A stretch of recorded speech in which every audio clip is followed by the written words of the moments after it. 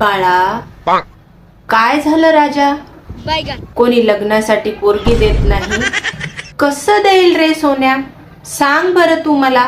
शाळेत असताना मी तुला सांगायचे की बाबा पुस्तकात लक्ष दे, अभ्यासात लक्ष दे, पण नाही, तुझं ध्यान एकच.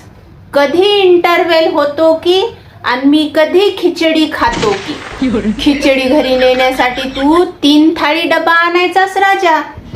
तुझा शाळेत येण्याच्या पाठीमागचा उद्देशच तो होता, शाळेत जाणे आणि खिचडी खाणे. कधी जिंदगीत तू दुपारची शाळा केला नाही सोन्या. आज तुझ्या डोक्यामध्ये बुद्धी नाही आणि हातामध्ये डिग्री नाही. कशी कोणी तुला पोरगी देईल रे राजा?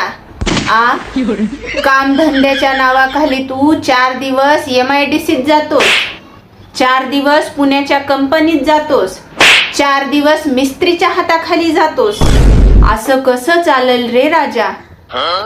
तुझ्यापेक्षा 2-2, 4-4 वर्षानं लहान असणाऱ्या पोराचे लग्न झाले, त्यांना लेकरं सुद्धा झाले आणि तू अजून सुद्धा बायोडाटाच अपडेट करण्यावर आहेस. बरं, असं खचून कसं चालेल रे राजा? खचायचं नाही सोन्या. सध्या सणावाराचे दिवस चालू झाले.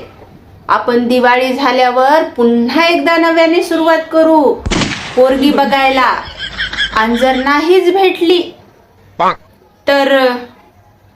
तर मग तू हिमालयातच निघून जाय बाळा.